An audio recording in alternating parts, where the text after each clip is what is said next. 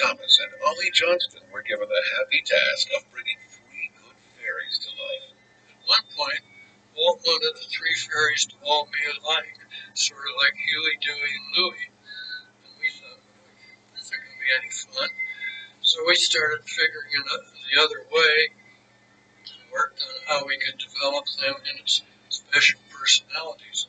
I think it did make the picture richer to have them that way. Little Merriweather was a feisty little thing that get upset real easy. Fauna was always the one trying to pour oil on troubled waters to keep peace between Flora and Merriweather. Because Flora was not what you'd call an appointed leader. She just automatically sort of became the leader because she had the best ideas. But all in all, the three of them formed a happy team. During the production of Sleeping Beauty, voice recordings and live-action reference films were made by many of Hollywood's best-known character actresses, including Spring Byington, Madge Blake, and even Mayberry's Aunt Bee, Frances Xavier. As animation progressed, another gift was being given to the production of Sleeping Beauty. My gift shall be the gift of song. Our inspiration for Sleeping Beauty was this wonderful score written more than 75 years ago by Peter Tchaikovsky for his ballet version of the fairy tale.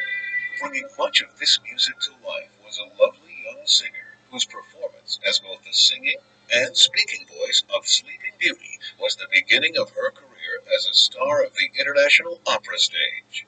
They had searched for a voice for Sleeping Beauty for 3 years, and I feel that probably the reason Walt Disney chose me to sing the part of the Princess Aurora was because I could easily negotiate my voice in the high register.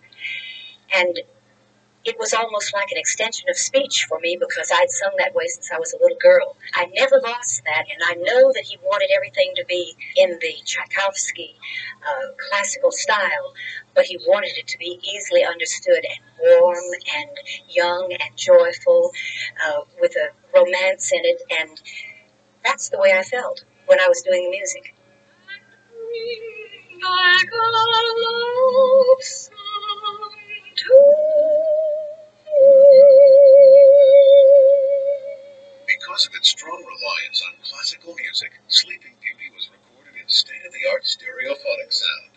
Similarly, its magnificent art and epic scope led to the decision to film Sleeping Beauty in the widescreen 70mm format. Sleeping Beauty is the first full-length animated feature photographed in what we call Technorama 70. Our previous features like Snow White, Pinocchio, and Cinderella were made for the standard-size theater screen. So they were shot on 35mm film like this. But Sleeping Beauty was filmed in Technorama 70 like this. That meant that all of our artwork, backgrounds, paintings had to be larger and more detailed. All of these special processes and meticulous attention to detail had a cost, not just in money, but in the time it took to produce Sleeping Beauty. In addition to the complexity of Sleeping Beauty's production, Walt Disney and his staff were stretched thin, hard at work on Disneyland, 3 television series, and numerous live-action films. That's why it took us 6 years and $6 million to make Sleeping Beauty. But to us, it was worth it. I mean, at every stage, at every step, this film was going to be different. And that meant much more work. This is not business as usual for anybody at the studio. The picture was in animation longer than any picture I'd ever worked on since then either.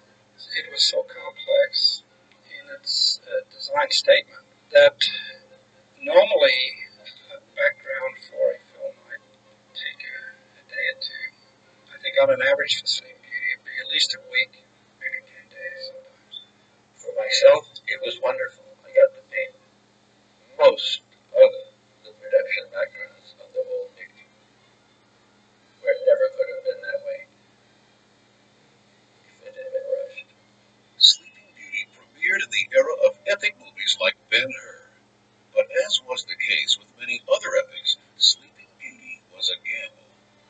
Since it first opened, however, Sleeping Beauty has become one of the most financially successful films released in 1959, second only to Ben-Hur.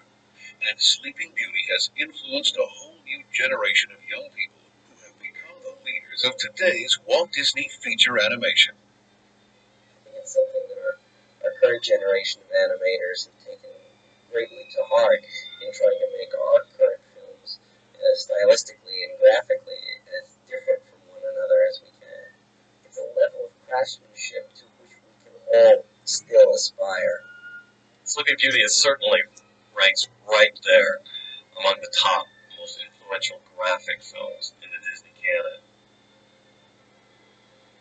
In my family, ever since I was 5 years old, I was known as the guy who wants to work at Disney, so we know who to blame. It's Sleeping Beauty and all those brilliant designers, and it's Disney at its best. Little did I know Sleeping Beauty would be the film that would keep me in contact with young people. When I'm talking to young people, tell them to hold on to their dreams, work very hard. I was very lucky and so fortunate. It was a once upon a dream, and I loved every minute of it.